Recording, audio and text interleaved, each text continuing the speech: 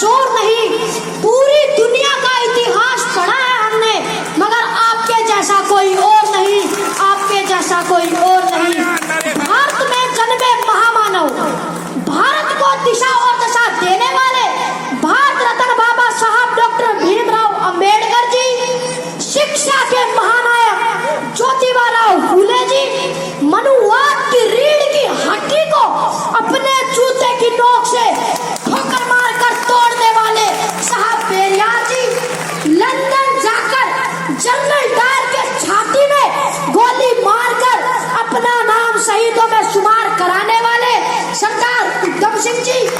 भारत के दबे कुचले शोषित वर्ग को जगाने वाले साहब काशीराम जी, बहुजन समाज में जन्मे सभी संत महापुरुषों को नमन करते हुए सम्मानित मंच को मेरा क्रांतिकारी जय भीम।